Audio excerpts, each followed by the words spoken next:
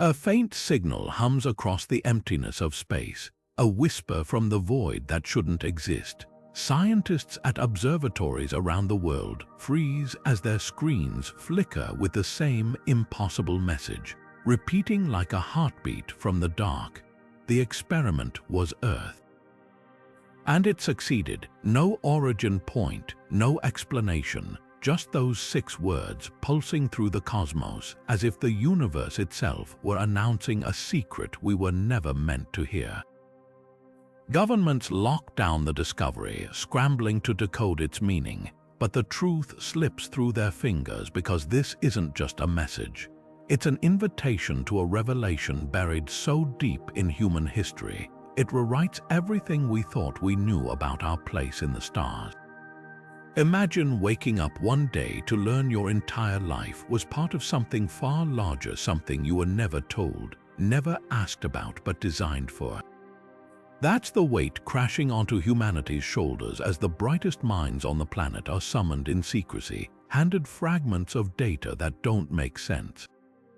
A biologist sees genetic patterns too precise to be natural. A linguist traces dialects back to a single, impossible root language. An astrophysicist finds anomalies in Earth's orbit, tiny, intentional adjustments stretching back millennia.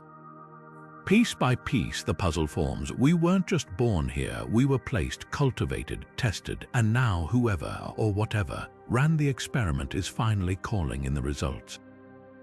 This isn't just a story about aliens or conspiracy.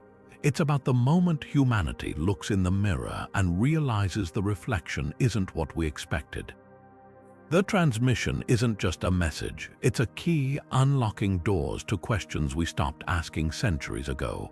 Why do all human myths speak of beings from the stars?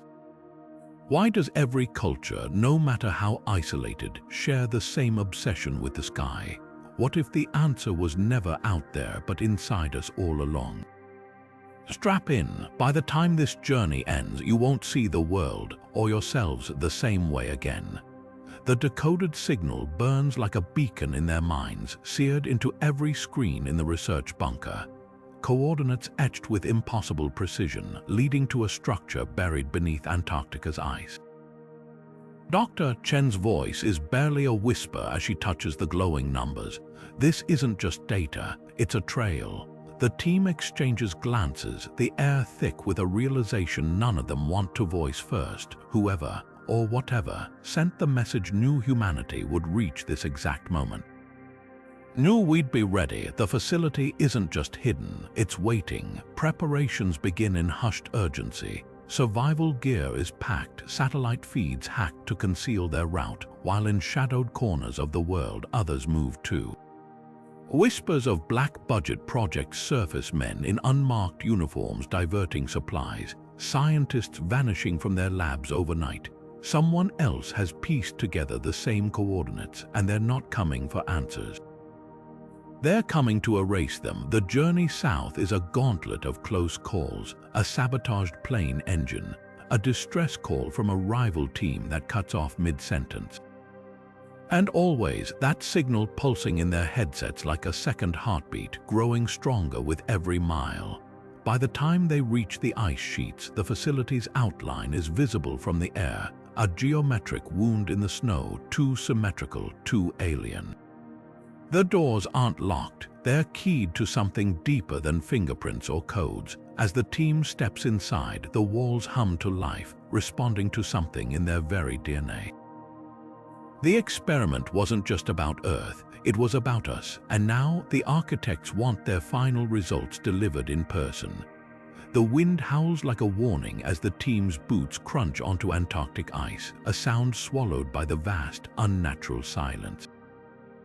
Kovach's gloves scrape against the structure's surface, revealing carvings that make his breath hitch, symbols older than Babylon, older than anything human hands should recognize. This predates civilization by millennia, he mutters, fingers tracing grooves too precise for primitive tools. The hieroglyphs seem to shift under his touch, reacting like living code. Behind them, Dr. Chen adjusts her scanner, the device screeching as it detects energy signatures pulsing beneath the ice. It's not just buried, she says, voice tight. It's cloaked, hiding from us until now. A tremor runs through the ground as they breach the entrance, not from ice shifting, but from the structure itself, walls thrumming to life like a sleeping beast disturbed. The air inside smells stale yet charged, as if time itself were trapped here. Lights flicker on in sequence, illuminating a corridor that curves downward into impossible geometry. Every surface hums with that same low frequency, vibrating through their bones. Engineer Torres freezes mid-step, her headlamp catching movement in the walls. They're not just powering up, she whispers, they're calibrating, like it's been waiting to match our. Her words die as a panel slides open, revealing a chamber bathed in blue light. Inside, the walls ripple with projections not of stars or alien worlds, but of Earth. Every image shows pivotal moments: the rise of agriculture, the fall of empires, the splitting of the atom. Then the projections snap forward to the present day, zooming in on the team's own faces. A voice that isn't a voice fills their skulls, bypassing ears entirely. Subjects confirmed, final assessment initiated. The floor beneath them trembles again, not in welcome but in judgment. Somewhere deep in the facility, something awakens something that's been watching far longer than any human civilization has existed. The experiment isn't over, it's entering its final phase. The holograms swirl like liquid history, reshaping the chamber into a living archive of Earth's hidden past. Dr. Hayes stumbles back as images of early hominids flicker by, but something's wrong. Their postures are too upright, their skulls subtly altered by an unseen hand. Those aren't just evolutionary steps, she breathes. They're adjustments. The projections accelerate, revealing landscapes that should be barren, teeming with engineered crops, plagues that mysteriously spare certain bloodlines, even celestial events timed with impossible precision to push civilizations toward specific discoveries. Every breakthrough, every catastrophe, all meticulously orchestrated. A low thrum pulses through the walls as Engineer Torres taps her thermal scanner. This whole facility is reacting to us, she says, watching the display spike with each new hologram. Not just recording history, judging it. The projections freeze abruptly on a familiar scene, the team's own birthplaces, their childhood homes, moments no surveillance camera could have captured. A metallic taste fills the air as the voice returns, this time in fractured, half-understood words. Genetic convergence achieved, then silence. The exits seal with a sound like stone meeting stone. Biologist Hayes presses trembling hands against the suddenly seamless walls as the holograms shift again, not to the past now, but to a star map glowing with hundreds of marked worlds, each connected by threads of light to Earth.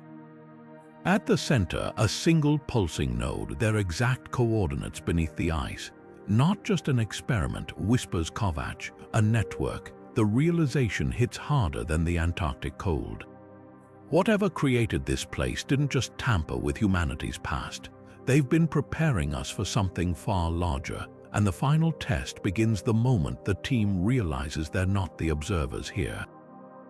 They're the specimens. The chamber plunges into chaos as the holograms vanish, leaving only the cold blue glow of the walls and the weight of what they've just witnessed. Torres slams her fist against the sealed door, her voice tight with frustration. We didn't come this far to be lab rats, but Dr. Hayes doesn't move, her eyes locked on the star map still burning in the air. Don't you see, this was never about hiding the truth, it's about control. They've been steering us toward something, and now we're supposed to. Agent Rourke cuts her off with a sharp gesture, his hand hovering near his sidearm. If this gets out, governments collapse, religions, every system we've built. You really ready to torch civilization over a hunch? The team freezes, the unspoken question hanging between them. Are they the ones who get to decide humanity's fate? Then the voice comes, not the distant hum from earlier, but something sharper, colder, reverberating through the walls like a blade dragged across glass. Subject Alpha has awakened, proceed to containment. The words send a jolt through the group. Kovac spins toward the sound, his scanner flashing red. That wasn't part of the projections, that's new. A seam splits open in the far wall, revealing a corridor that wasn't there seconds ago, its edges pulsing with the same eerie light as the star map. Chen takes a step back, her face pale. Awakened how, and why does it sound like it's giving us orders? Rourke moves first, shoving past the others toward the passage. You want answers, there they are, but I'm betting whoever or whatever just spoke isn't asking nicely. The choice cracks the team in half. Half follow Rourke into the unknown, half hang back, their eyes on the sealed exits. And beneath their feet, the structure thrums not with the steady pulse of machinery, but with something alive, waiting, judging. The experiment isn't just watching anymore. It's testing them right now. The corridor narrows as they descend, the walls now lined with pulsating veins of light that react to their presence like a living organism tracking prey. The air grows thick with a scent like ozone and burnt copper, clinging to their throats as they round the final bend. And there it is, a single cryopod glowing faintly in the center of an otherwise empty chamber, its surface etched with the same impossible symbols they've seen since Antarctica. Dr. Chen's breath catches as she steps closer, her reflection warping in the pod's curved glass. That's not possible, she whispers. Inside, suspended in blue-tinged fluid, floats a figure so human it makes their skin crawl almost. The proportions are just slightly off, the fingers too long, the pupils slit like a cat's, the collarbone ridged with something that might be bone or might be machinery.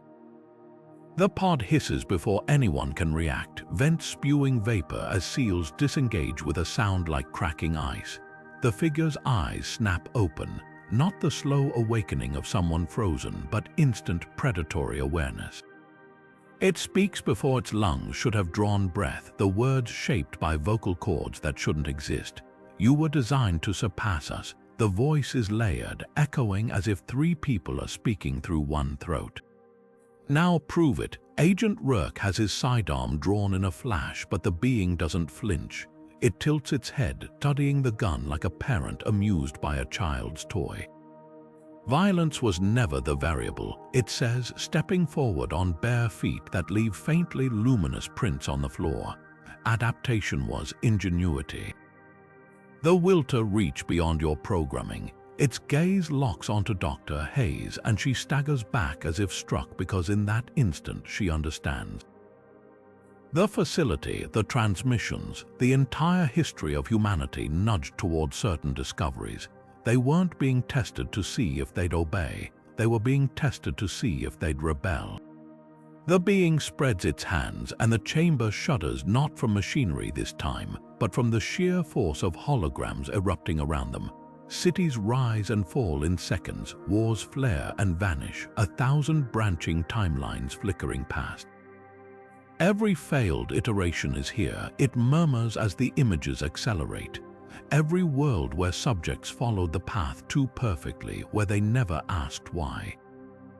The projections freeze on a single image, Earth, but not their Earth. A dead planet orbiting a dying sun, its surface littered with the ruins of identical facilities.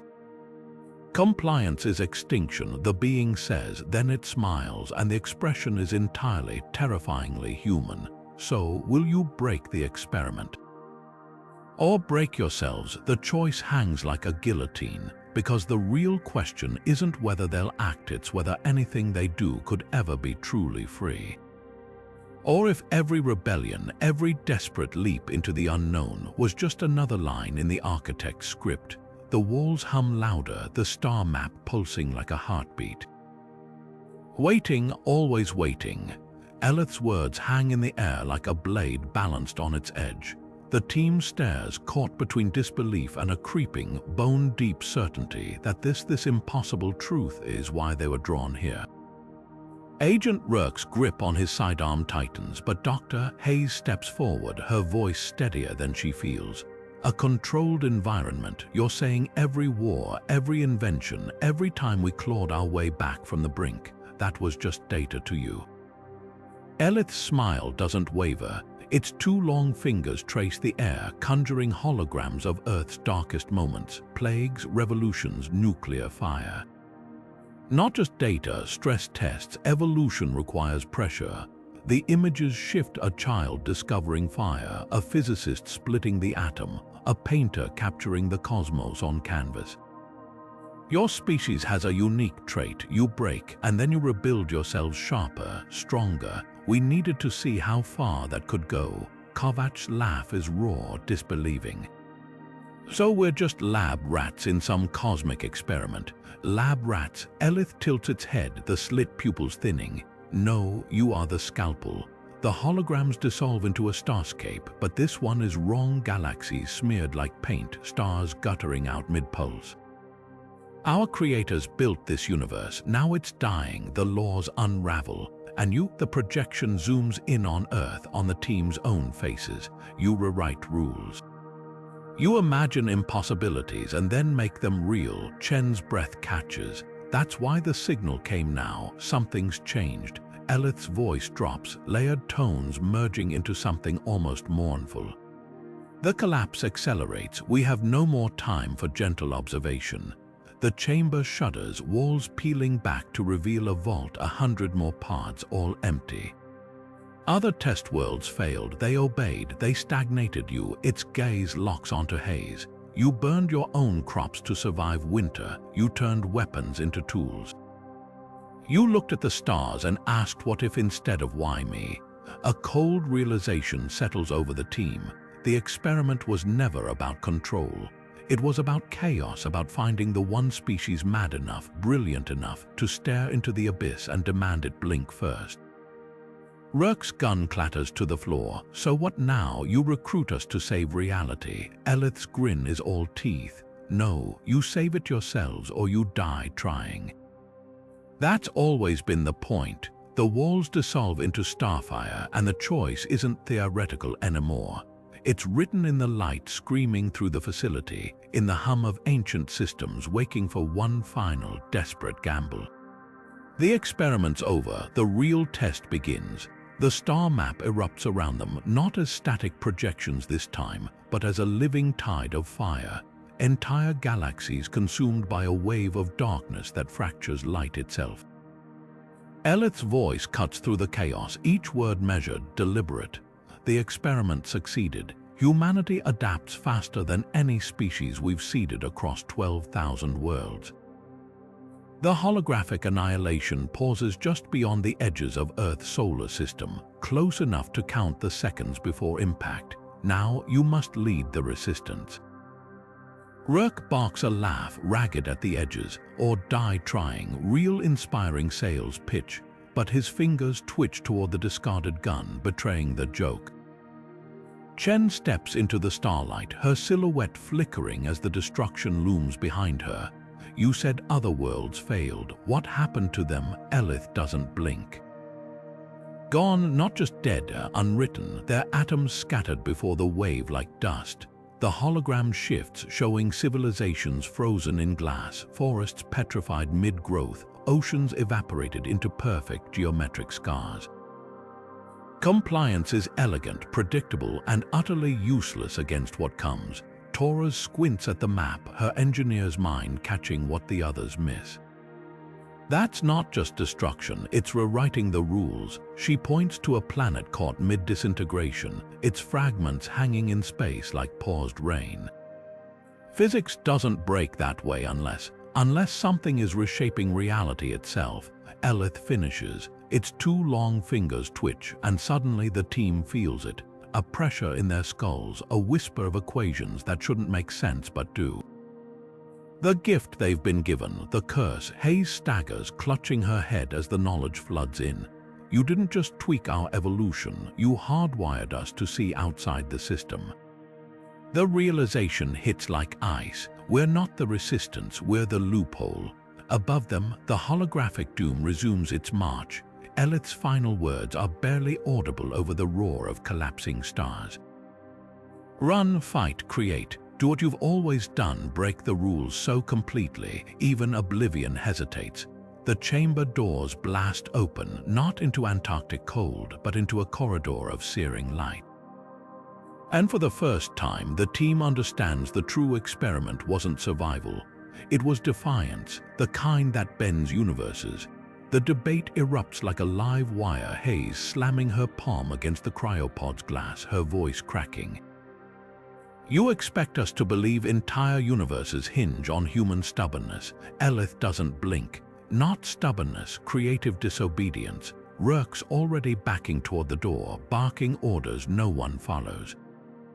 Weapons exits now, but Kovac spins on Elith, his face alight with something between rage and revelation. The signal wasn't a warning, was it? It was a detonator. You triggered this. The air itself seems to stiffen until the first tremor hits. The floor bucks like a living thing, throwing Chen into the wall as ancient conduits explode overhead in showers of sparks. Elith's head snaps toward the ceiling, pupils thinning to razor slits. They've found us. No time to ask who. The walls scream as metal peels back, revealing black-clad figures rappelling down on cables, their helmets sleek and insectoid. Torres yanks Hayes behind a ruptured console as gunfire stitches the air, not bullets, but shimmering darts that dissolve whatever they touch. Corporate mercs. Rourke snarls, dragging Kovac behind a pillar. They don't take prisoners. Chaos fractures the team. Chen and Hayes bolt for a service trench as Elith vanishes into the smoke, its voice echoing inside their skulls like a bad radio signal. South corridor. Run, but Kovac isn't moving fast enough. A dart catches him in the calf, his leg buckling mid-stride. Rourke wheels back, reaching too late. 3 mercs descend on Kovac like vultures, their leader's visor sliding open to reveal a face Hayes recognizes with a jolt. Doctor Velt, the quiet astrophysicist from Geneva who'd called their Antarctic mission a waste of resources 2 weeks prior. His smile is all teeth as he presses a syringe to Kovac's neck. You really thought they'd let you live? Kovac's hand finds Rourke's wrist, his fingers burning with feverish strength. His last words aren't whispered, they're carved into the air like a challenge. Tell the world. Then the neural toxin hits, and his body locks rigid as the mercs drag him into the shadows. Rourke's pistol is up, but the ceiling collapses between them, sealing Kovac's fate behind a wall of shattered alloy. Somewhere in the smoke, Elith's voice threads through the gunfire, urgent and alien. The facility is purging, move or be erased. The walls begin to bleed light, the very structure turning against them. No time to mourn, no time to think, only survive. The escape to the surface is a blur of adrenaline and blood. Rourke drags Hayes through collapsing tunnels, her ribs screaming where a merc's boot caught her. Torres is ahead, hacking a path through security systems with shaking hands, each keystroke buying them seconds. Behind them, the facility groans, walls liquefying, floors dissolving into light. Dr. Chen stumbles, coughing smoke from her lungs, but her grip on the data drive never falters. It pulses like a heartbeat against her palm, every stolen file screaming one undeniable truth: they were never alone. The Antarctic sky is a knife of cold when they burst free, dawn painting the ice in hues of fire. No time to rest. Torres slams the drive into their last surviving transmitter, the antenna groaning as it unfolds toward the thinning atmosphere. This'll fry every satellite in range, she warns. Rourke doesn't hesitate. Do it. The broadcast isn't clean. It's raw, unfiltered. Elith's holograms, Kovac's final words, the merc slaughter spliced with Hayes's hoarse narration. They've been pruning us like a garden for millennia. But we're weeds. The signal rips across the globe in seconds. Chaos follows. Cities flare with riots as protesters swarm government buildings, their signs painted with Elith symbols. Scientists jam emergency frequencies, demanding verification. A teenager in Mumbai live streams herself holding a Geiger counter to a centuries-old temple carving. It crackles with residual energy identical to the Antarctic facility's signature. Proof through it all, Elith watches from the shadows, its two long fingers tracing the pulse of human panic on a tablet woven from light. Phase 2 begins, it murmurs. Not to the team, not to the world, to something beyond. The sky shudders in reply, not with storm clouds, but with a vast, geometric shadow flickering at the edge of visibility.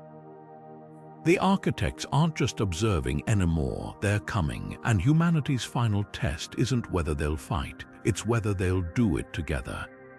The air shatters before the sound hits a blinding flash, then the shockwave roaring across the ice like the fist of an angry god. Hayes barely registers Rourke tackling her behind a ridge before the world dissolves into screaming wind and debris. When the dust clears, the facility is gone, not collapsed, not buried, vaporized, leaving a crater so deep it glows. The Mercs didn't just want to silence them. They wanted to erase the truth. Torres is the first to see it. Her choked gasp pulls their eyes downward, past the molten edges of the crater, to where the blast has peeled back the ice like a scab, exposing the impossible. A ship, not some ancient relic, but something sleek and terrible, its hull woven from the same shifting alloy as Elith's skin, stretching farther than the eye can follow into the frozen dark. The shock of it roots them in place until Elith materializes at the crater's edge, untouched by the blast, its voice stripped of all layered pretense. The detonation was inevitable, but now so is this. Above them, the sky curdles, not with storm clouds, but with geometric shadows that fracture the light, twisting the horizon into angles that hurt to look at. They've tracked the signal, Elith says, and for the first time, something like fear flickers in its alien eyes. The architects don't just observe. They prune. Chen clutches the smoking data drive, her knuckles white. Prune how? Elith's answer is a single hologram, an Earth frozen mid-rotation, cities preserved in perfect glassy stillness. Efficiently, Rourke's laugh is raw. So we're supposed to fight extinction with what? A stolen ship and a dead man's hard drive. Elith moves faster than thought, gripping Rourke's wrist with fingers that hum against his pulse. No, with this, the ship's hull ripples open, revealing a corridor lined with weapons that aren't weapons devices shaped like tuning forks, spheres that hover unsupported, gauntlets etched with constellations. You were designed to weaponize imagination, to break rules so completely reality itself flinches. Its grip tightens, now prove it. The first shadow peels free from the sky, a jagged shard of darkness descending with terrifying grace. No time left for debate, no time for fear, just the ship's open maw, the hum of alien weapons, and Elith's final, damning whisper as the team sprints aboard. The experiment ends tonight. Either you rewrite the ending, or there won't be one left to write. The hull seals behind them, and the world outside begins to scream. The ship's interior hums with a vibration deeper than sound, resonating in their bones like the first few notes of some colossal symphony. Elith strides ahead, its elongated fingers tracing symbols into the air that shimmer briefly before dissolving. The architects designed thousands of experiments, it says, voice layered with something darker now. Worlds seeded with life, each tuned to a specific frequency of thought, compliance, order, harmony. A holographic galaxy blooms above them, civilizations flickering like fireflies, then vanishing as a wave of jagged darkness swallows them whole. The Devourers consume what doesn't adapt, and the architects, Elith's pupils thin to needle points. They were the first course. Hayes stumbles as the ship lurches, her palm pressing against the wall, which pulses warm in response as if reading her pulse. So we're just the next meal. Elith whirls, suddenly too close, its breath carrying the scent of ozone and something metallic. No, you're the anomaly.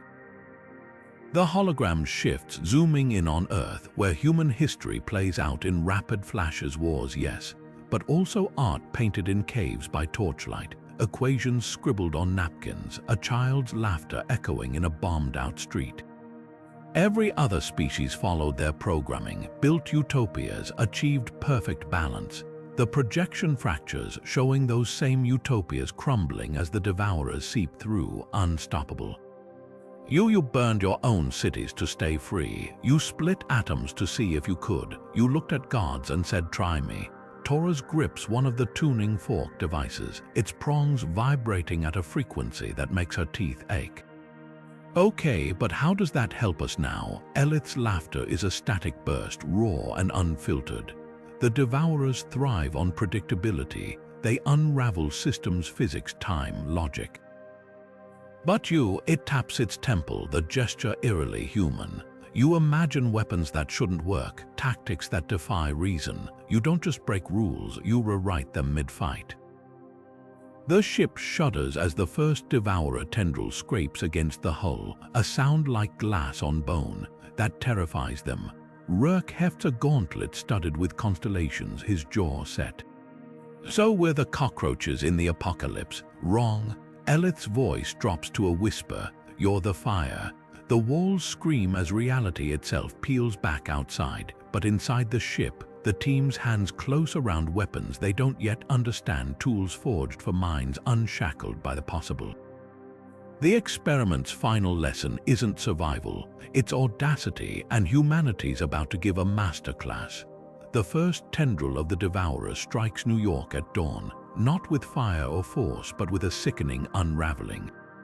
One moment, the Chrysler Building stands gleaming in the sunrise. The next, its steel skeleton twists like taffy before dissolving into black mist that doesn't drift so much as unfold into the sky. Taurus's hands tremble on the ship's view screen as Seoul collapses next, then Mumbai, each city's skyline crumbling not into rubble but into geometric patterns that hover briefly before snapping out of existence. "They're not destroying," Hayes whispers, nausea rising. "They're erasing." Rourke slams a fist against the console, his reflection warped in the glass. "We can't win this," but Elith's grip lands on his shoulder, its fingers humming with an energy that seeps through his jacket. "You already have." Its other hand gestures to a secondary screen, live feeds from military bunkers, where generals shout into radios as soldiers load ordinary artillery shells with crushed fragments of the Antarctic ship's alloy. Look, the footage is grainy but unmistakable. A tank crew in Berlin fires a modified round straight into the heart of a descending Devourer. For a heartbeat, nothing happens. Then the darkness shrieks, recoiling as the shell's payload ignites into a lattice of blue fire. In Cairo, fighter jets weave through dissolving skyscrapers, their missiles now tipped with Taurus's stolen tuning fork devices. Each impact doesn't explode. It resonates, sending cracks spiderwebbing through the Devourer's form like glass under a diamond. Chen gasps as the data streams in. "They're using our tech, but not how we designed it." A Marine in Tokyo welds one of the Constellation gauntlets to a construction drone, sending it spiraling into a Devourer's maw, where it doesn't detonate but sings, a single piercing note that liquefies the shadow from within. They're improvising. Elith's voice is grimly triumphant. Exactly, the architects planned for obedience, the Devourers feast on order. On screen, a child in Nairobi hurls a soda can rigged with sparklers and ship fragments at a looming tendril, and the darkness burns. But humanity, the aliens' teeth glint. You weaponize chaos. The ship shudders as another Devourer peels away from the main swarm, streaking toward their position. Rourke grabs a gauntlet, his grin all teeth. "Time to show these things why you don't corner a rat." Outside, the sky howls. Inside, the team's weapons hum to life, not with the cold precision of alien tech, but with the wild, desperate spark of something infinitely more dangerous, human ingenuity unleashed. The ship's command hub flickers with emergency feeds from a dozen collapsing cities, but Dr. Hayes barely registers the chaos. Her fingers fly over a holographic interface, stitching together fragments of Elith's technology and human engineering into something that shouldn't exist, a neural lattice capable of harnessing collective thought. Every mind linked, she mutters, watching the schematics pulse like a living thing, not just sharing ideas, amplifying them. Torres slams a fist against the console as another Devourer tendril scrapes against Earth's atmosphere. "That's a nice dream. How do we wake up 7 billion people at once?" Chen doesn't hesitate. She reaches for the ship's comm array, her voice steady despite the static screaming through the speakers. "We don't ask nicely." With a gesture, she overrides every broadcast frequency on the planet, emergency alerts, satellite feeds, even the flickering screens of abandoned smartphones in war zones. The message that floods the airwaves isn't a plea, it's a mirror. For 60 seconds, the world sees itself through Elith's eyes, the pyramids aligning with constellations no human eye has witnessed, cave paintings glowing with hidden isotopes, children's scribbles resolving into equations that predict quantum entanglement. Then the truth, the Devourers unraveling cities, not just in the present, but retroactively erasing entire bloodlines from history. The transmission ends with a single command, spliced into every language on Earth: think. Together, now, silence. Then the ship's sensors scream as neural activity spikes across continents. In Lagos, a street vendor rigs a car battery to one of Torres's discarded tuning forks, sending pulses through the power grid. In Montreal, a hacker collective projects Chen's schematics onto skyscrapers using stolen billboard drones. And in a bunker beneath Beijing, a disgraced physicist weeps as his dead daughter's voice whispers through a radio that hasn't worked in years, her unfinished thesis on resonance harmonics suddenly, devastatingly clear. Rourke watches the feedback loops multiply on screen, his smirk long gone. They're not just linking minds, he breathes, they're building something. Above them, the sky fractures as the first human-forged weapon takes shape, not a missile or a beam, but a song. A million voices humming a single discordant note that makes the Devourers recoil, not from force, but from the sheer, terrible beauty of its impossibility. The experiment's final variable wasn't survival, it was symphony. The neural lattice pulses like a living thing, its web of light stretching across continents as human minds sink in ways evolution never intended. For a heartbeat, the Devourers freeze their tendrils suspended mid-strike over half-vanished cities, their vast forms shuddering like sails caught in sudden wind. Dr. Hayes grips the ship's console until her knuckles bleach white. "They're analyzing us," she whispers, watching shadowy geometries ripple through the invaders like calculation runes. Elith's slit pupils dilate, reflecting the eerie stillness. They've never seen cooperation at this scale. To them, this is impossible. Then, without warning, the Devourers recoil. Not in defeat, but with the jerky precision of predators retreating from poisoned prey. Their forms compress, folding inward like origami undone by invisible hands, blackened edges crackling with something that might be fear. The silence is worse than the screams, until a final screech tears through the atmosphere, so vast it registers as pressure before sound, crushing skyscrapers flat like paper beneath its weight. But this isn't a war cry, it's data. Raw, uncompressed, a shriek of information that liquefies electronics and leaves blood trickling from the ears of those still standing. Torres deciphers it first, her translator gauntlet smoking as it spits out fragmented glyphs. They're transmitting, she chokes, not to each other. To something beyond. The realization hits like icy water. This wasn't a retreat, it was a relay. Somewhere in the void between galaxies, whatever birthed the Devourers just received a message, one carved from the bones of human defiance.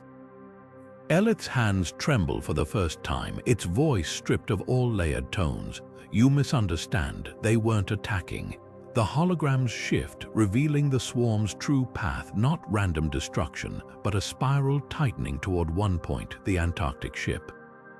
They were harvesting, and now they know where to send the rest. Outside, the sky peels back like rotten fabric, revealing infinite eyes staring down.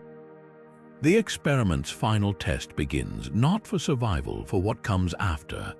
The silence presses down like a physical weight, thick and suffocating, broken only by the labored rasp of Kovach's breathing. Blood soaks through the makeshift bandage on his shoulder where the merc's neural toxin still lingers, but his eyes are sharp, fixed on the static-filled screens. They're regrouping, he mutters, voice raw, not retreating, just waiting. Torres paces the deck, her fingers twitching toward the weapon schematics still glowing on the console. Waiting for what? Reinforcements. Elith doesn't turn from the scanners. Its two long fingers trace patterns in the air, summoning holograms that twist and shudder, not with the jagged chaos of the Devourers, but with something far worse, synchronized pulses, rhythmic and deliberate, echoing across the void. No, it says softly. The word lands like a stone in still water. They're calling for the swarm. Doctor, Chen's hand flies to her mouth. The data drive trembles in her grip, its fractured light casting shadows across her face. The swarm, her voice cracks. What's worse than this? Rourke barks a laugh from the weapon's bay, sharp and mirthless. You ever seen locusts? He slams a fresh clip into one of the stolen Merc rifles. One's a nuisance, a million's an extinction. Elith's holograms stutter, reforming into a star map, but this one is wrong. Not the familiar spiral of the Milky Way, but a twisted lattice, its threads pulsing with sickly light. At each intersection, a black mass stirs. The Devourers you faced were scouts, Elith murmurs. The swarm is the harvest. The projection zooms in on Earth, now encircled by 100 glowing nodes. They don't just erase, they consume down to the last atom. Chen's knees buckle. Hayes catches her elbow, but the biologist's gaze stays locked on the map. How long do we have? Elith finally turns, its pupils thin to slits, reflecting the terrified faces around it. Days. The word hangs in the air, heavier than the silence. Outside, the first thunder rolls not from storm clouds, but from the sky itself splitting open. The swarm isn't coming, it's already here. The emergency council chamber reeks of sweat and ozone, the air thick with the static of too many holoscreens crammed into too small a space. Senators and generals clutch their data pads like lifelines, their faces flickering blue in the glow of Elith's star maps. Dr. Hayes watches their eyes dart from the Antarctic crater footage to the live feeds of dissolving cities, watches the exact moment their disbelief cracks under the weight of the impossible. Bullshit. The word explodes from Senator Whitford's lips before the briefing ends, his jowls trembling as he jabs a finger at Elith's hovering form. You expect us to believe some cosmic daycare center cooked us up as weapons? Murmurs ripple through the room, half the assembly nodding along. Across the table, Rourke doesn't bother hiding his sneer. Believe in Santa Claus for all I care. He slams his palm onto the table hard enough to make water glasses jump. Those things out there, they don't give a damn about your opinion. The room fractures instantly. The European coalition delegates huddle around Chen's data drive, whispering about containment protocols. The African Union's field marshals exchange grim nods, already tapping deployment orders into wrist comms. But the old powers, the nations built on being the unquestioned apex of the food chain, hesitate. A Russian general leans back, arms crossed. Even if true, why share weapons now? Smells like desperation. Elith's response isn't vocal. It taps the central holo display, and the projection shifts, not to star maps or battle plans, but to a single frame. A Devourer tendril wrapped around the ruins of Moscow's Kremlin, frozen mid-disintegration. 4 hours ago, it says softly, the generals stiffen. That footage hasn't been released. Torres seizes the opening, shoving a prototype resonator core onto the table. Its prongs hum at a frequency that makes dental fillings ache. We've retrofitted 300 power plants to mass produce these. They don't stop the Devourers, but they slow them down by us time.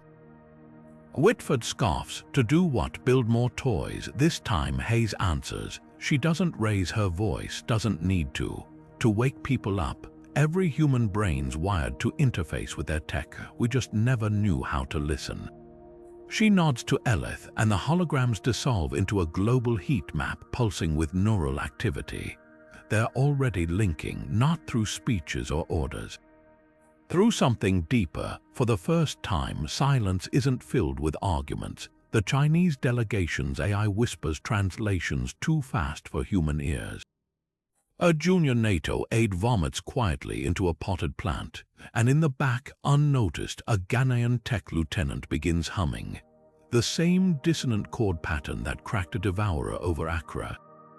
Rourke watches the room's spine stiffen in real time. No unanimous vote, no rousing speeches, just the slow, sickening realization that trust is a luxury the apocalypse doesn't offer.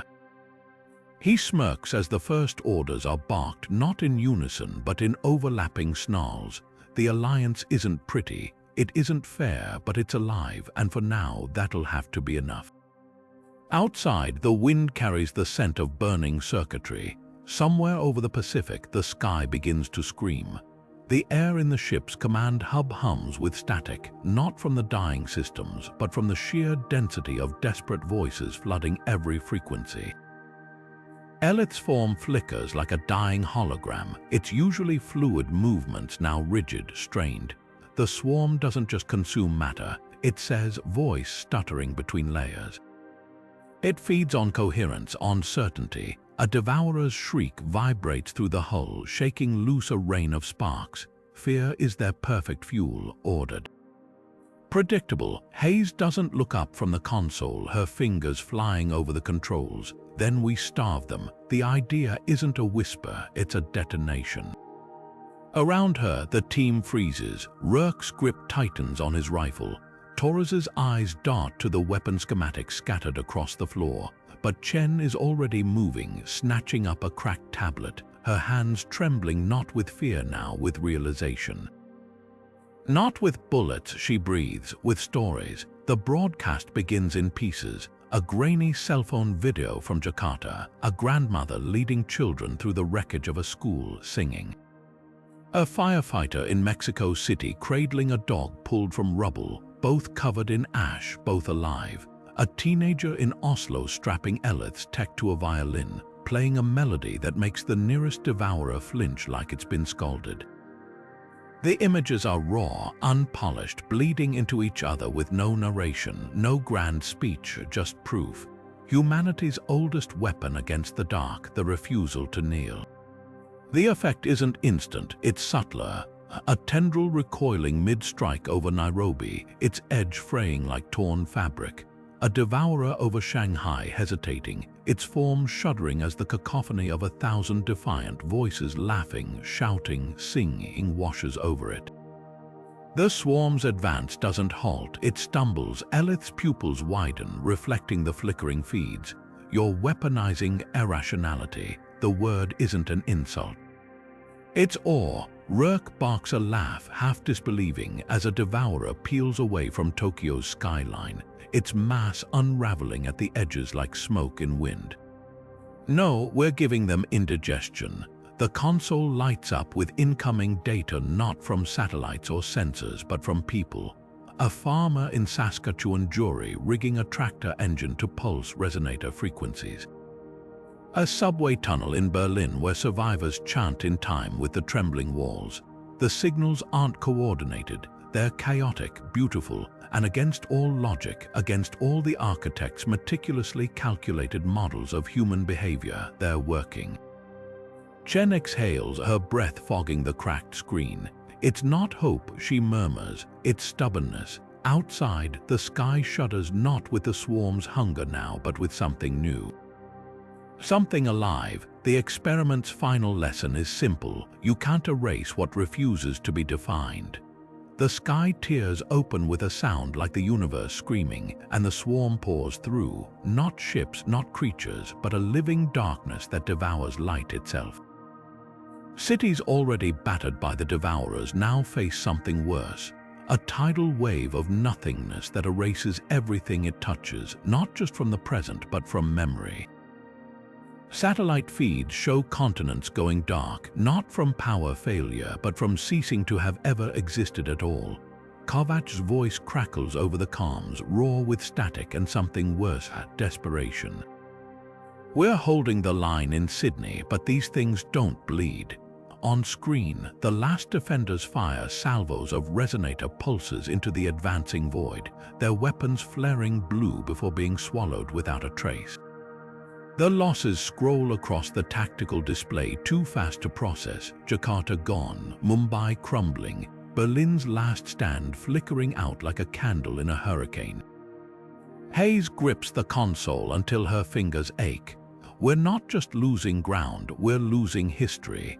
The realization hits harder than artillery. Every city, every life the swarm consumes vanishes from records, from photographs, from the minds of those who loved them. The past itself is unraveling. Then Elith moves, not toward the battle maps or the weapons array, but to the heart of the ship, a chamber they'd sealed off weeks ago, its door etched with warnings in a language older than stone. Its fingers don't hesitate as they input the unlocking sequence. You misunderstand your role, it says, voice stripped of all its usual layers, leaving only a terrible clarity. The architects didn't design you to fight the swarm. They designed you to outthink it. The core ignites with a light that burns shadows into the walls, revealing a structure neither machine nor organic, a pulsating lattice of energy humming at a frequency that makes their teeth vibrate. Elith doesn't flinch as it steps into the glow, its form beginning to dissolve at the edges. Survival was never the variable, it murmurs. Creativity was. Rourke lunges forward, but the containment field seals before he can cross the threshold. What the hell are you doing? Elith's smile is the last thing they see before the ship's entire hull shudders, hurling them to the floor. Through the view screen, a single streak of blue light rockets upward, not toward the swarm, but past it, into the fractured sky beyond. And then, impossibly, the darkness hesitates. Kovach's voice is barely audible over the sudden silence. What did it do? Chen's monitor blinks to life, mapping the swarm's movements in frantic red lines. It didn't attack, she whispers. It gave them a paradox. The feed shows the swarm's tendrils recoiling, not from force, but from confusion, their edges fraying as they convulse against something they can't consume. Elith's last gift wasn't a weapon. It was a question woven into reality itself, a riddle with no answer. And for the first time since the sky split open, the swarm stops advancing. Somewhere in the void, a choice is being made. The team has seconds to decide: run, fight, or do what humanity does best, something utterly, brilliantly insane. The explosion rips through the sky, not fire and shrapnel, but a silent, searing wave of blue-white light that fractures the swarm's core like glass under a hammer. Elith's ship is gone in an instant, but its sacrifice sends a shockwave through the Devourers, their tendrils recoiling as if scalded. Rourke's roar cuts through the chaos, raw and primal. Now. And humanity answers. From Tokyo to Rio, from bunkers to bombed-out streets, a billion minds snap into focus, not in unison, but in chaotic, glorious harmony. A child's scream, a soldier's prayer, a scientist's last desperate equation, all fuse into a single pulse of defiance. The resonance isn't clean. It's jagged, discordant, a weaponized scream of no that rips through the swarm's ordered hunger. The effect is instantaneous. The Devourers convulse, their forms writhing like insects in firelight, before collapsing inward with a shriek that shakes the planet to its bones. Silence, then cheers, not from the command centers or the surviving militaries, but from the ruins. A woman in Cairo laughs into the dust-choked air, her arms raised to a sky suddenly, impossibly clear. A boy in Seoul clutches his sister's hand as the last shadows dissipate like smoke. Rourke slumps against the console, his grin fierce, hell of a party trick. But Chen doesn't move. Her fingers hover over the debris field on the scanner, tracing the absence where Elith's ship and the being itself once pulsed with alien life. At what cost, she whispers, the words land like stones. The screens around her tell the story in cold numbers. 60% of Earth's major cities gone. Not damaged, erased, the swarm consumed more than structures. It devoured memories, histories, the very idea of places that once were. And then the scanner pings. A single, weak signal flickers in the void, not from the swarm's remains, but beyond it. A transmission looping the same 6 words that started it all. The experiment was Earth. And it succeeded, but this time there's a 7th word, fractured and fading. Congratulations, the team freezes because the voice isn't Eleth's. It's older, hungrier, and it's not coming from the sky, it's coming from inside the planet. The dust hasn't even settled before the fractures begin to show. In the ruins of what was once the United Nations, delegates shout over each other, their voices roar with exhaustion and disbelief. A holographic Earth spins above them, scarred by the swarm's hunger, entire coastlines missing, cities reduced to blank spots in collective memory. Dr. Hayes stands at the center, her hands pressed flat against the podium, fingers still trembling from the residual energy of Eleth's last transmission. "They made us to survive," she says, voice cutting through the noise like a scalpel. "But they didn't make us to obey." The silence that follows is thicker than the smoke still clinging to the air vents. Outside, the world is a patchwork of makeshift hospitals and victory bonfires built from rubble. Crowds chant the team's names, their faces lit by flickering screens showing looped footage of the swarm's retreat. But in the shadows, other stories unfold. A mercenary from the Antarctic mission slips a data chip to a journalist before vanishing into the crowd. A child in Nairobi draws swirling symbols in the dirt, the same ones etched into Eleth's ship, and the ground beneath her fingers hums. Rourke's absence isn't noticed at first, not until Chen finds the note tucked under a cracked rifle stock in the armory, the paper singed at the edges as if held too close to a flame. 2 lines written in his jagged script: "The experiment's over, the real test begins." No signature, no explanation, just the lingering scent of ozone and the faintest imprint of a thumbprint that glows under black light. Hayes reads it once, then folds it into her pocket, her eyes on the horizon where the sky still flickers with unnatural hues. The question isn't who Rourke's running from, it's what he knows that the rest of them don't. Because the message from the planet's core wasn't just a congratulation, it was a countdown, and somewhere beneath their feet, something older than the architects is stirring. The debates rage on in the halls of power, factions forming over blueprints of a future no one can agree on. Rebuild the cities as they were, erase the scars with new structures. Or abandon the surface entirely, tunneling into the Earth where the last transmission originated. Hayes watches the arguments unfold, her fingers brushing the note in her pocket. The truth is simple: winning the war was the easy part. Now comes the harder question: what kind of species survives a test they were never meant to pass? Outside, the wind carries the sound of cheering. Beneath it, if you listen closely, the ground itself is whispering back. Scans flicker across the central console, painting the air with ghostly constellations. Dr. Chen's fingers hover over the pulsing nodes, each one a distress signal buried in cosmic static, each one a relic of Eleth's kind.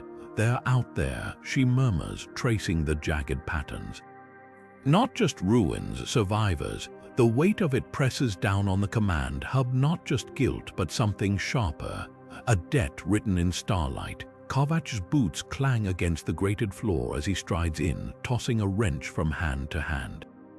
Figured the universe wasn't done with us yet. His grin is all teeth, reflected in the polished hull of the rebuilt ship looming in the hangar below. It's not sleek like Eleth's vessel. It's patchwork human alloy bolted to salvaged alien tech, resonator coils jury rigged to warp drives, a Frankenstein's monster of a starship hungry for the void. Rourke's absence still hangs in the air like gun smoke, but Torres doesn't flinch as she slaps a final panel into place. "Navigation's synced to their signals," she says, jerking her chin at the screen. Course is messy, lots of dead space between waypoints. Hayes doesn't look up from the biosignature readings. Dead space or hiding places, the question lingers. Eleth's species didn't just flee the swarm, they buried themselves in the dark corners of reality, folding space like origami to stay lost. Finding them would mean unraveling tricks older than human civilization. Chen exhales sharply, squaring her shoulders. Doesn't matter, we owe them. The words aren't sentimental, they're a reckoning. Every piece of scavenged tech, every scrap of knowledge that bought humanity seconds against the swarm, all of it borrowed from a people they'd never met. A people who, if the scans are right, are still gasping for air in the rubble of their own empire. Kovac vaults into the pilot's seat, slapping the ignition with a palm. Engines growl to life, vibrating through the deck plates like a waking beast. Next stop, the stars, he announces, but there's no swagger in it now. Just a promise, the ship lurches upward, tearing free of gravity's grip. Behind them, Earth shrinks, a blue-green marble scarred by war. Ahead, the void yawns wide, dotted with faint, flickering cries for help. The team doesn't glance back. They know the truth now. Survival was never the end game. It was the prelude. Somewhere in the dark, the galaxy's oldest refugees are waiting. And humanity's got a debt to pay. The void hums with static as the first reply crackles through the ship's calm array, a whispered chitter of alien syntax, trembling with something Hayes hasn't heard in years, wonder. The linguist scrambled to decode it, but she already knows. Fear and awe taste the same in any language. More signals follow, stitching across the darkness like fireflies. A binary pulse from a dying star system, its rhythm erratic, not distress but disbelief. A liquid harmonic ripple from a gas giant's moon, its creators hesitant, probing. Each transmission carries the same subtext: you should not exist. Torres chuckles, slapping the console as another ping blips onto the screen. Turns out being cosmic cockroaches has its perks. The joke lands hollow. These aren't just hellos. They're echoes of civilizations that hid when the swarm came, their voices thin from centuries of silence. Kovac leans over the translator feed, watching glyphs resolve into a planet's coordinates, and beneath them, a single looping image. A Devourer's carcass half buried in crimson sand, its shadow stretching toward a row of freshly built obelisks. Their memorials, Chen realizes, for the ones who didn't make it. Hayes traces the star map with calloused fingers, pausing where Elith's last signal vanished. The reply from that quadrant isn't words, it's data, a torrent of schematics, genetic codes, warped physics that make the ship's AI stutter. Survival manuals from 100 dead worlds smuggled through time in broken vessels. An archive of failures, a gift. Outside the viewport, something flickers. Not stars or debris, but lights, pinpricks flaring to life in the dark, distant yet deliberate. Answering, Hayes exhales, the weight in her chest shifting. We weren't the experiment success, she murmurs. We were its contagion. The comms explode with fresh voices, some snarling warnings, others singing in jagged hope. Humanity's message ripples outward, and the universe at last begins to talk back. Years later, the air on New Haven smells like rain and ozone, thick with the scent of alien soil learning to nourish Earth crops. Dr. Chen stands on a platform grown from living coral metal hybrids, her silhouette framed by twin moons as she addresses the crowd below, humans in patched exosuits alongside beings with iridescent skin and too many eyes. The breeze carries murmurs in a dozen languages, all translated in real time by neural implants that still sometimes glitch with poetry. They built us to bend, she says, her voice amplified by hovering drones, but we taught ourselves to hold. A ripple passes through the assembly, postures straightening unconsciously. Behind her, holograms flicker the swarm's defeat, the first shaky interstellar pacts, cities rebuilt with glass that remembers its shape. A child near the front tugs their guardian's sleeve, their voice cutting through the hum. What's next? The question hangs, simple and enormous. Chen's laugh is warm, roughened by years of recycled air. When I was your age, next meant surviving the week. She crouches, meeting the child's gaze. Now, it's whatever we're brave enough to dream. The drones catch her sweeping a hand toward the sky, where construction scaffolds orbit like delicate spiderwebs. That's the joke the universe missed. They gave us chaos to test our limits, but forgot we'd turn it into fuel. In the back of the crowd, a tall being with jointed limbs clicks their mandibles in a rhythm the humans have learned means amusement. Query, they buzz. Your species defines victory as continued defiance. Is this sustainable? Chen doesn't hesitate. Ask me again in a century. The answer spreads not through translators, but in the way the humans grin and the alien skin flickers with borrowed color. Later, at the colony's edge, Chen watches a group of children, human and otherwise, digging in the red dirt. They're not planting or building, just digging to see what's underneath. Some habits, it seems, outlive even apocalypses. The horizon glows with the lights of ships arriving and departing, each carrying fragments of the answer to that child's question. What's next? The only certainty is this: it won't be what anyone expects. The derelict Devourer ship hangs in the void like a cracked rib, its hull warped by whatever battle left it stranded at the ragged edge of known space. Rourke's boots magnetize to the deck with a hollow thud, the only sound in the cavernous dark. His rifle's scope cuts through the gloom, painting the corridor in jagged red lines, every scar and fracture telling the same story. This wasn't just attacked, it was butchered. The air smells of burnt copper and something older, something that doesn't belong in any human nose. Rourke follows the scent, stepping over tendrils of blackened biomass that flake to ash at his touch. He doesn't flinch when the walls shudder, doesn't hesitate when the calms crackle with Chen's voice, tinny and distant. Turn back, no life signs, he keeps walking. Because Rourke knows corpses, and this ship isn't one. Deep in the wreck's heart, a chamber pulses with faint bioluminescence, its walls veined with slow dying light. At the center, a figure slumps against a shattered console, too tall, too angular, its skin the same shifting alloy as Eleth's. But where Eleth moved like liquid, this being is broken. Its chest cavity gapes open, wires and something like tendons spilling out in a tangle. It rasps a sound that isn't language, not quite, but Rourke understands anyway. You came. The scope's laser trembles over the being's forehead. Rourke's finger rests on the trigger. Talk fast. The being's laugh is a wet, choking thing. It gestures weakly to the console where holograms flicker, not star maps but equations, twisting, recursive proofs that make Rourke's eyes ache. You misunderstand, it wheezes. The experiment wasn't breeding soldiers or even survivors. A clawed hand taps its own chest, then Rourke's. It was breeding carriers. The holograms shift, revealing a truth that punches the breath from Rourke's lungs. The swarm's hunger wasn't random. It was targeted, a cosmic immune system scrubbing the universe of civilizations that never learned to adapt to change, and humanity. The being's slit pupils dilate, reflecting the equations now burning in Rourke's retinas. Eleth's kind, they seeded worlds with potential cures. Most failed, became predictable, edible. Its head lolls toward him, but you tore the logic apart. Made new rules mid-battle, a shudder runs through its frame. The swarm doesn't fear guns, it fears ideas.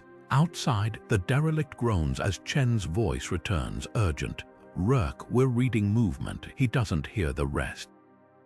The console erupts with fresh alerts, not from the ship but from deep space. Wave after wave of Devourer signatures, waking, converging, heading for New Haven. The being grabs Rourke's wrist with surprising strength, its voice suddenly clear. They know now what you are. Rourke loads a fresh round into the chamber. The click echoes like a verdict. Then let's finish this. The being doesn't beg, doesn't flinch, just exhales something that might be relief as Rourke's scope finds its mark. The last thing it whispers isn't a plea. It's a key, a string of coordinates older than Earth's continents, pulsing in the dark like a heartbeat. The gunshot splits the silence. The console dies, and somewhere in the void, the swarm turns toward home. The stars burn colder now, their light filtering through the fractured remains of Devourer fleets drifting like cosmic debris. New Haven's skyline bristles with spires grown from salvaged alien alloys and human ingenuity. their shadows stretching across crowds where a dozen species mingle, not as refugees anymore, but as architects of something stranger than any prophecy. Dr. Hayes walks among them, her hands trailing over a mural etched not in stone, but in living light, Earth's cradle, the swarm's shadow, and the 100 new worlds now bound by a single, looping phrase: the experiment was Earth. The words aren't carved, they pulse, adapting to every gaze. To the human miners, they glow like molten steel. To the crystalline faith, they fracture into harmonic patterns. To the children born after the war, they're simply home. A hush falls over the assembly as the sky ripples, not a threat this time, a signal. The first deep space relay flickers to life above the atmosphere, its hexagonal panels unfolding like a flower hungry for sunlight. Chen's voice crackles over the comms, louder than intended. We'll live in 3-2, the countdown isn't necessary. Every implanted neural link already thrums with the connection, but the ritual matters. Some habits survive even revolution. The transmission begins not with fanfare, but with static, and then a sound no one expected. Laughter, raw, unfiltered, human. The video resolves into a starfield, but the focus isn't the cosmos. It's a child's hands smeared with grease, struggling to reassemble a resonator core on a colony ship's engine deck. The audio picks up Rourke's exasperated sigh off camera. "Kid, you're holding it backwards." The child, a girl no older than 8, grins up at him undeterred. But what if backwards works better? The moment lingers, unscripted, unimportant, until the core winds to life in her palms, glowing not the usual blue but a vibrant gold. The ship's AI stutters, anomaly detected, efficiency increased by 200%, and Rourke's stunned silence says more than any victory speech. The feed cuts to a view of the Andromeda relay, where 1,000 more signals wait, cued not just from New Haven, but from every species that once hid from the swarm. The message is simple, a single equation, half-finished, an invitation. Hayes exhales, watching the crowd's faces tilt upward, awed not by the technology, but by the implication. The experiment was never about survival. It was about what comes after, about the quiet, relentless act of looking at the rules and asking why, then rewriting them mid-stride. The stars whisper back, not in fear, not in worship, but in something far more dangerous: curiosity. Somewhere in the dark, a Devourer's corpse drifts, its hollowed ribs framing a new constellation, one the galaxy's survivors are already learning to read. The mural's light pulses faster now, syncing with the relay's rhythm. Not a declaration, not a warning, just a question echoing through the void. What's next? And for the first time in cosmic history, the universe holds its breath, waiting to see what humanity dreams up.